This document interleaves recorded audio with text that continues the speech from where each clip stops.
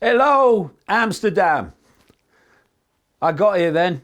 At last, long last. And I'd like to thank my volunteer legal team for their persistence. Persistence is resistance. You don't give up, for making this possible. Because I was banned by the government, actually two different governments now, both of them that have freedom in their name, ironically, for 4 years in total, and then whatever happens after that. But I was also banned by the mayor of Amsterdam from even speaking on a screen. But the fact that I'm doing so now is proof that they've had to relent and admit they were wrong. And I've been asked to speak about peace. And it's worth asking the question then, what is peace? Well, some definitions say it's the absence of war. Some say it's in the same way, the absence of conflict. But what it's not is the absence of disagreement. Peace is not about everyone agreeing with everyone else, like little clones of the mind. It's having your unique expression, your unique view of life and yourself, and being given, well, no, not given. This is not something that's given. Being in your unique, infinite self, having the right to express your uniqueness of view. And when I was targeted for banning, seems a long time ago now, you had the ultra-Zionist City who started it, but then along comes the so-called left in their various forms, saying, yeah, ban him, ban him. Well, there is a right, as I say, to have a uniqueness of view about the world and yourself and reality. What there is not in a world that pays anything like lip service to freedom is the right to stop others who have a different view to you having the ability to express that. In other words, freedom of speech and freedom of thought, freedom of opinion, is the absolute basis of any free and any peaceful society.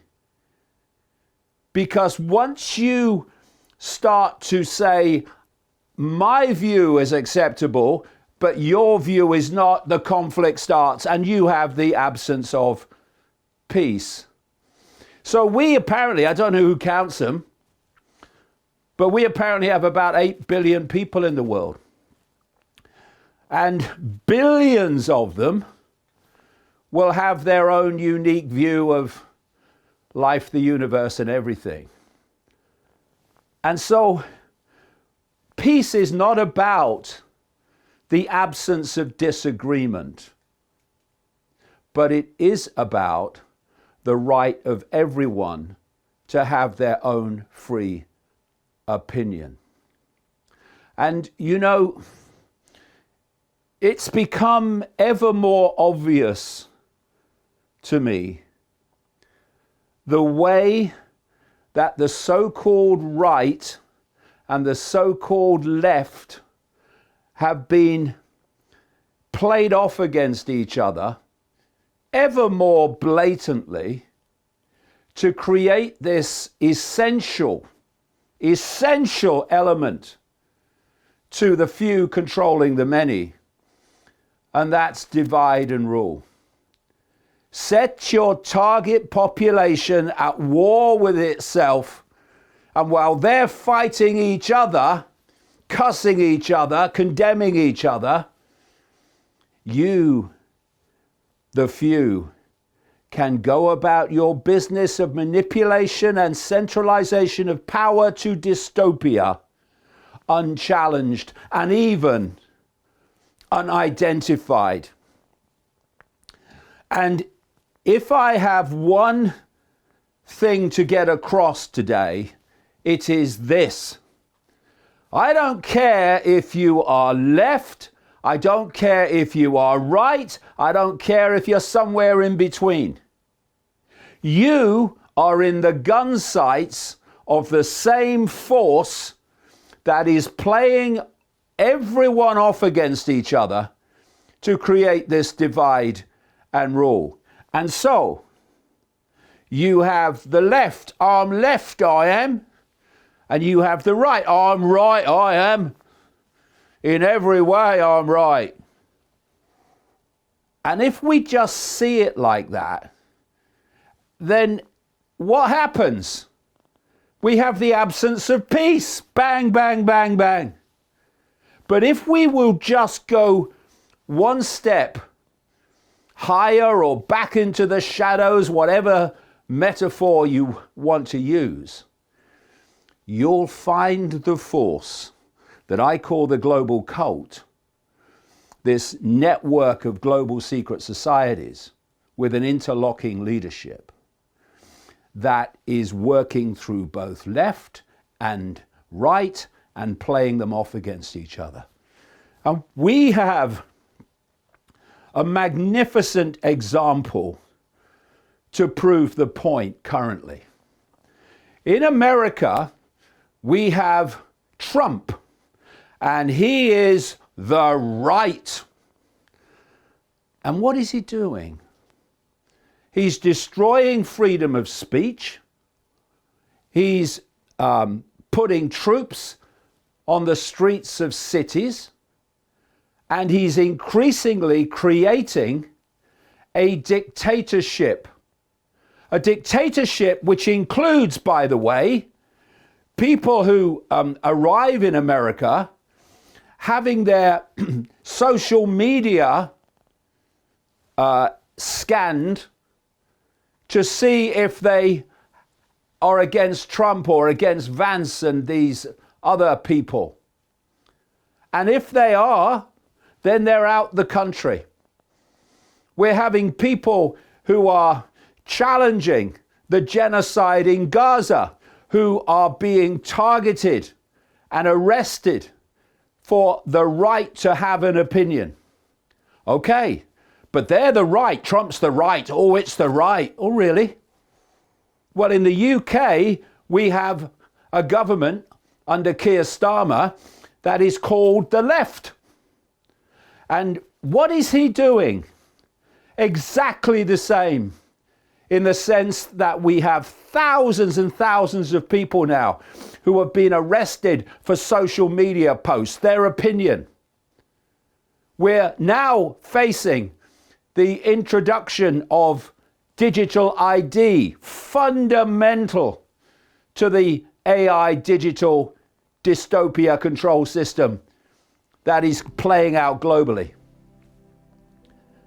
In other words, the left and the right are wings on the same bird flying in the same direction. They just don't realize, because I'm right, I am, or I'm left, I am. And so, if we are going to get this thing called peace, we have first fundamentally, essentially, got to understand that whatever your position politically, religiously, you're being played by the same violin. And when we stop, take a breath, and just realize that we're being played off against each other so that we can all be enslaved, then maybe, just maybe, we can put down the fault lines of divide and rule. We can agree to disagree and let the conflict between us stop. Because if we carry on as we are going to end up in a dystopia not too far from now, an AI digital dystopia never seen in known human history. And when we're sitting in that dystopia, what we can do, it'd be great, is have all the time we need, those that survive, to argue over who has the best religion, who has the best politics. It won't matter, but we can argue. Or we can put that aside and realize that this force in the shadows has us all in its sights, in its plan for total human control. Not just of speech, but through AI human fusion of thought itself, perception itself. So, if we want peace, my God, how long ago did I first say this? If we want peace, we must be peaceful. We must respect someone else's view and someone else's right to have that view. We may not agree with it. Call the police out. Someone I disagree with over here. Shut them up.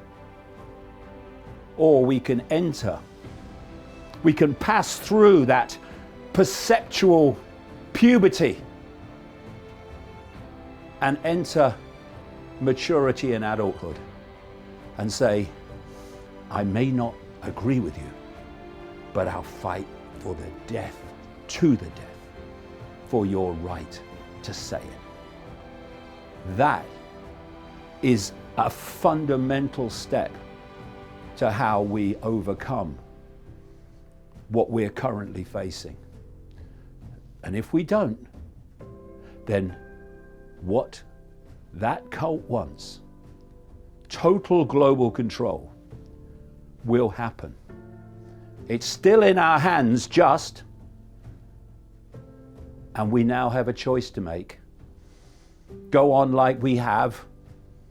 Shut him up. No, shut him up. Or we can come together and focus on the threat to all our freedoms. And if we do that, then the few can no longer control the many. Just a choice, and now, well past the now, here's the time to make it.